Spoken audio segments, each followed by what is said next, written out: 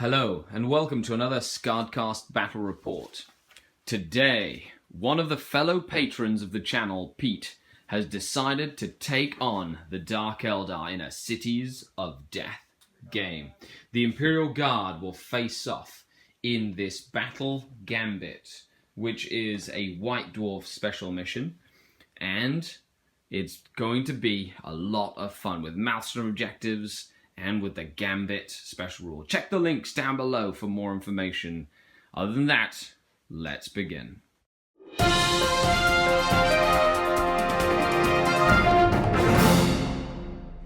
Okay, deployment style. Pitched battle for deployment sides. I rolled a 5 to Pete's 3. So, I will choose this side over here, so I'll pick this side, and Pete will get that one. And now we're rolling for first turn. Okay, another 5 for the Dark Eldar, and I will choose to go first. Okay, welcome to the report. So, 1,250 points of Imperial Guard have deployed. We have a Hellhound behind that ruin, 10 Guardsmen with a rocket launcher, and a grenade launcher. We have 20 Guardsmen with a Priest, 2 autocannons, 2 grenade launchers, and a Voxcaster. A platoon command squad with a flag, and a last cannon, and a Voxcaster. 3 armored Sentinels, 2 with multi-lasers, 1 with a plasma cannon. A Chimera with a veteran squad with a flamer, 2 plasma guns. We have PASK in his Punisher Leman Russ with a Demolisher Leman Russ as well with a Dozer Blade. And back there we have a Priest with a couple of servitors to try and fix. The Dark Eldar have deployed a Venom with a Blaster, have deployed another Venom with a Blaster Warrior Squad, 5 Reaver Jet Bikes with an Arena Champion and a Heat Lance, 9 Witches with a Succubus in a Raider with enhanced sails, a Ravager with 3 Lances, and 5 Scourge with 4 Haywire Blasters. In reserve we have 10 Cablight Warriors in a Splinter Rack Raider, Deep Striking, and a Razor Wing stock standard with disintegrator cannons and Mars-side missiles. My Warlord trait was Labyrinthine Cunning. I rolled it, and I'm excited to use it. I haven't had it in a while. And I have Mandrakes that will be infiltrating. My drug roll was +1 leadership, which is Splinter Mind. And we are ready to infiltrate the Mandrakes. This is going to be a nasty game. The mission is called Battle Gambit, which means we can choose to player's choice to pick up 1, 2, or 3 Maelstrom objective cards. Now, if you have more than 1, you have to, in order to capture points for Maelstrom, you have to make sure that you can score all of your cards by the end of the turn. It's an all or nothing approach. So if you cannot achieve all your objectives in the same turn, you do not get any points. So, tactical challenge there, because you can take 1 card at a time and try and achieve it, or take 2 or 3 and try and go big, or not get any points. That'll be very interesting to see how that works. It's out of a White Dwarf, so looking forward to playing it on this beautiful cinematic game. Make sure you check the links down below, check the Patreon page, and as well all the cool tactical stuff that we put up on the channel. Now, does Pete want to try and seize? He does. I'm going to infiltrate my Mandrakes first. The Mandrakes have infiltrated on the far flank by the high ground objective, and Pete would like to seize the initiative. And he doesn't. It is Dark Eldar, turn 1. Pete, have a fantastic game, sir, and let's get this party started. The Dark Eldar will choose. They will go for a gamble and will take 2 cards. Oh. So we're going to have Secure Objective 3, which is won by the Mandrakes. And drum roll, please. Ascendancy. Any 3 objective markers. Ooh, so the Dark Eldar have a good chance of getting ahead in the first turn. Okay, so Dark Eldar, turn 1. We had the Witches boost up on the flank. This Venom, drop the Cablight Warriors off, and then blast the junior officer, killing 3. or putting 3 wounds on the unit. The junior officer did not die. The Mandrakes moved up to capture this objective and blasted the engine seer, while the Reaver jet bikes have boosted behind this ruin, except for that guy. He was left behind because he was too far away. And they boosted up. In other shooting, this venom, through the window, fired at the large blob of priest-guided zealots, while this Ravager failed to do any damage against the veterans' Chimera. And the Scourge, they decided to stay put and not get themselves in a Hellhound's way. So, at the end of Dark Eldar turn 1, I was able to take both my objectives, which is secure objective 3, thanks to the Mandrakes, which is over here, and Ascendancy, which is 3 objectives. The Mandrakes have 1. This Cabalite Warrior unit that's right behind here has another, and my Scourge on the flank have another. So they will receive D3 points for Ascendancy for 2 points. No first blood has been taken, but that is 3 points to the Dark Kin on turn 1. Moving on to the forces of the Imperial Guard. Turn 1. The Imperial Guard forces have advanced. We had PASK blow 4 of the Mandrakes with 18 wounds. He just didn't kill that one because he couldn't physically see that one. The Demolisher fired into the Jinking Raider, and the Raider only took 1 hull point, but it jinked. The engine seers, the tech priests, can pick a tank within 12 and give them power of the machine spirit. So we picked the last cannon, which is kind of cool. Make the last cannon ballistic skill 4 as well. So then we had the Chimera with the veterans move up and blow smoke. The armored sentinels move up as well, and the big blob shoot and then run 1 whole inch, so they weren't able to get within 3 of the objective. And then these guys and these guys. Most of the shooting went into the Ravager that was behind the ruins, so no damage was felt there. And 1 lucky last cannon took a hull point off this venom and stopped it from shooting. Now, the objectives. Pete decided to draw 2 objectives as a gamble, and he drew Scour the Skies and secure objective 6, which is in the corner. But because he has Scour the Skies, he has to be able to do both things in 1 turn, which means he needs to be able to kill my flyer and capture objective 6 in order to gain both points. Now, Pete can choose to discard one of his cards if he'd like, but he has 2 Skyfire Nexuses here, and I do have a flyer in my army. So he could keep it, or he could throw it away. And I'm going to roll my reserve rolls for everybody to see. So I have 2 reserve rolls with Labyrinthine Cunning. So I have a Razorwing, and I want him to come in. So I'm re-rolling that. Nope, doesn't come in. And then I'm going to go for the Deep Striking Raider with Cavalite Warriors. Nope. Re-rolling that? No. Apparently none of the reserves want to arrive. And I want to draw 2 cards. I'm going to try be ballsy here again. Secure objective 2, which is held by my Scourge. And Supremacy. So score D3 points controlling 2 objectives and at least twice as many as your opponent.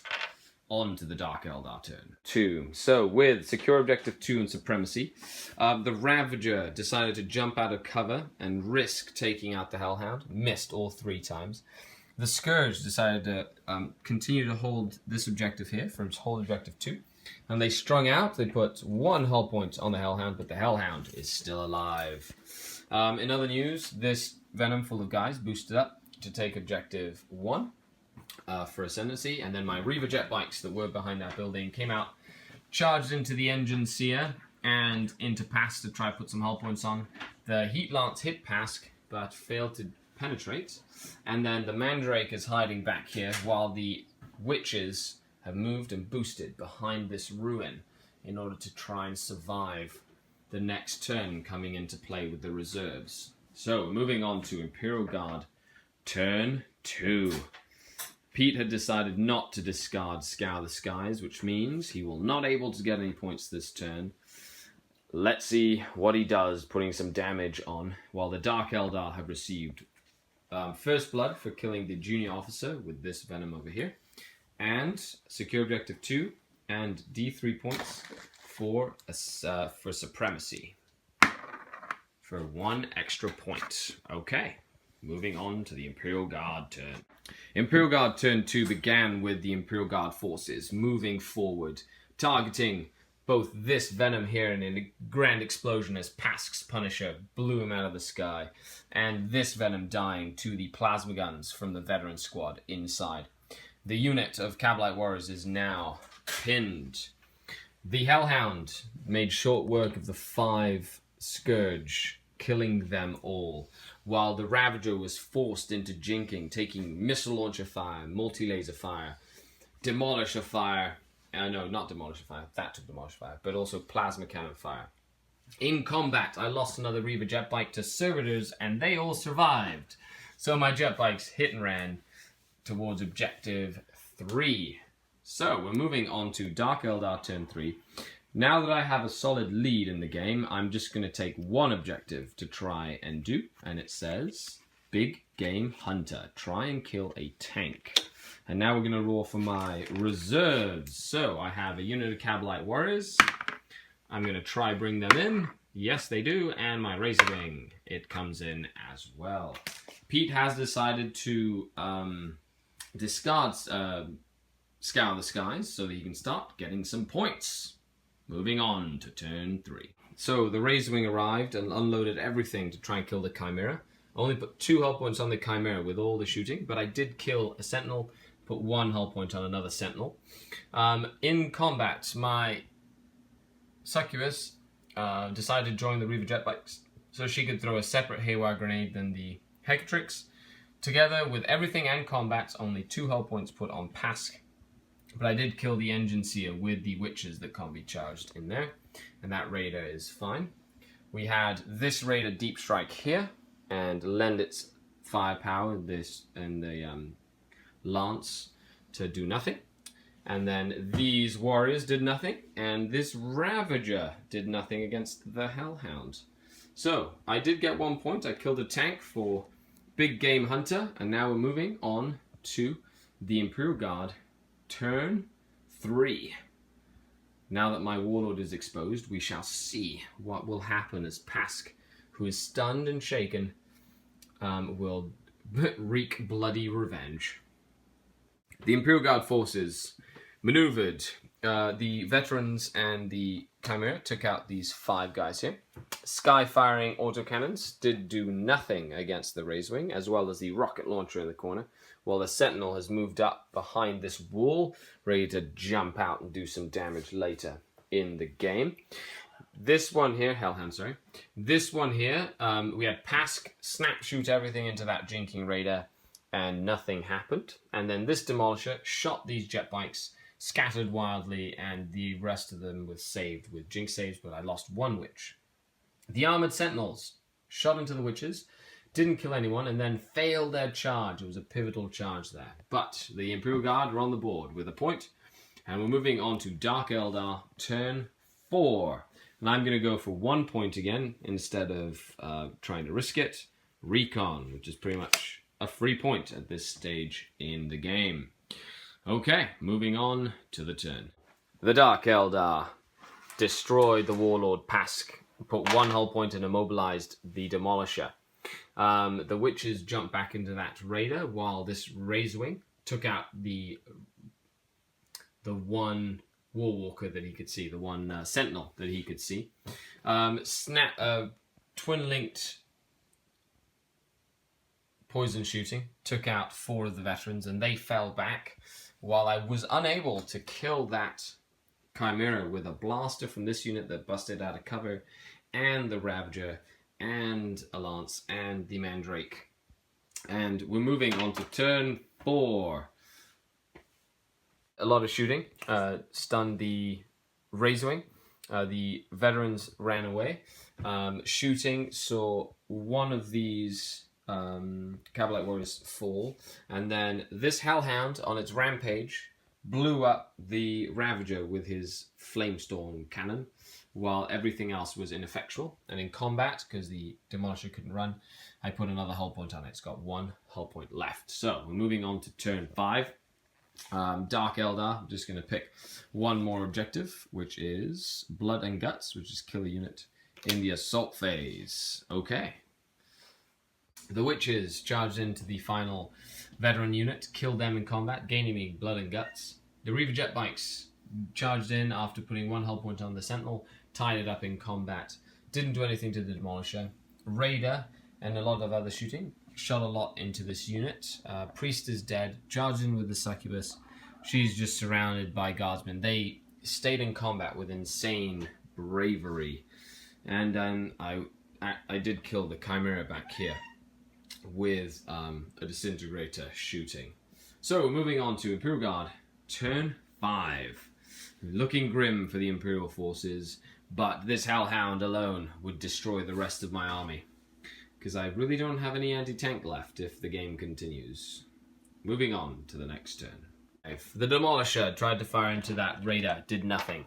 And then the Sentinel didn't kill any, but they failed to hit and run, so he has held the Reaver jet bikes in for another turn.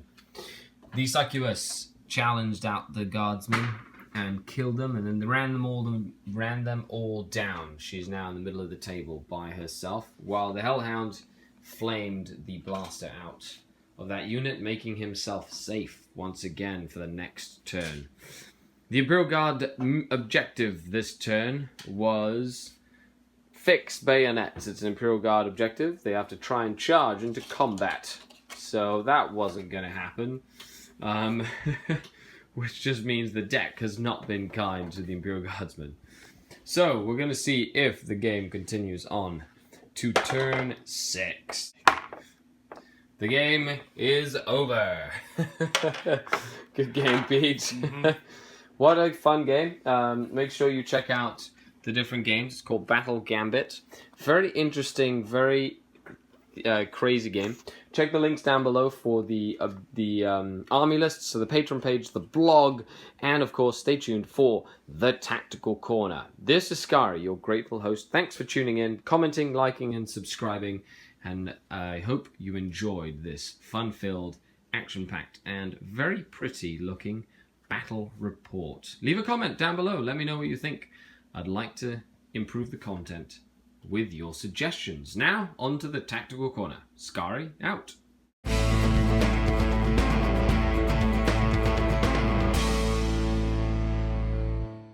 And welcome to another Tactical Corner. 1250 points, Single CAD-Dark Eldar. You can check the link down below against 1250 points of Single CAD Astra Militarum, playing a Battle Gambit mission on a beautiful looking Cities of Death table.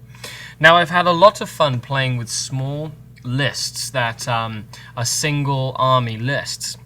Now, this mission was a Maelstrom mission, but it's a very interesting mission where you need to achieve all your objectives that are active in order to get any points. This can make it very rewarding to go for a lot of points, or very dangerous, meaning that if you cannot achieve any one of your objectives, you will not achieve any of them. Now, I decided to deploy relatively aggressive in the center of the board, with my speed being able to pick a flank depending on where the Astra Militarum had deployed. Now, Pete, being smart, deployed his main blob in the center and then deployed his supporting units on the flanks, ready to flank up on the side. He made a relatively large mistake not putting the flanks on the sentinels on the flank, in my opinion, and not really spreading out that big blob more than it could have to really spread around and take more ground, which meant that the center of the board, even though it was going to be a kill ground, it allowed me to really maneuver around it and use the line of sight blockers to get in behind enemy lines. The first turn, I decided to try and pick on some of the smaller units, namely the platoon command squad and some of the stragglers in the large blob that I was going to have to deal with later.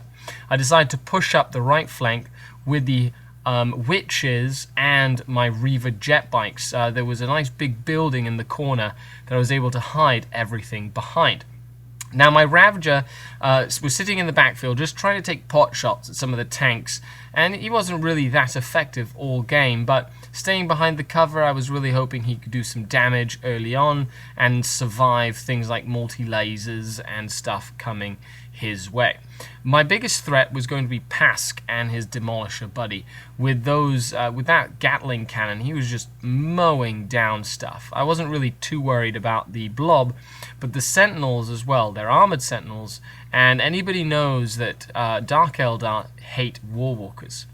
The biggest threat was the Hellhound. That Hellhound on the flank just single-handedly secured that entire flank from the Scourge, while there was one just simple platoon infantry squad in a building, capturing objectives, shooting a rocket at stuff. That was just there all game long. Now, the initial couple of turns was more about maneuvering and really trying to stop the Dark Eldar advance. He was unable to stop my one raider with wyches, and that came to bite him later in the game. As for objectives, I got very lucky the first 2 turns, being able to really capture quite a few objective points, taking about 5 or 6 points in the first 2 turns. And Pete's cards were just not with him at all. He was able to kill a lot of stuff, like the Scourge on the flank that weren't able to deal with the Hellhound.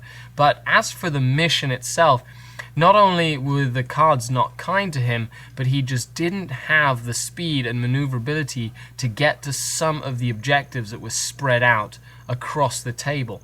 This meant that I was able to get a leg up on the mission early on in the game, and then turn 3, 4, and 5 just coast through the mission, only achieving the odd objective here and there. So the battle gambit for the Dark Eldar really worked out well.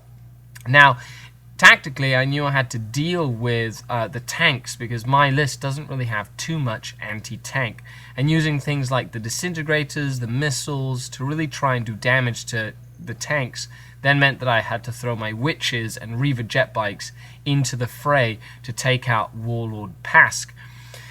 I got quite lucky with the Reaver jet bikes. They survived a lot of firepower and damage, and I really put them in an area that Pete had not put any flamer templates nearby, which meant that they were able to really survive to the end of the game. Once I started neutralizing the threats that I needed to destroy, that's when the power of the Dark Eldar infantry really showed, and I was able to relatively ignore the Hellhound rampaging in the backfield, even though he blew up a Ravager.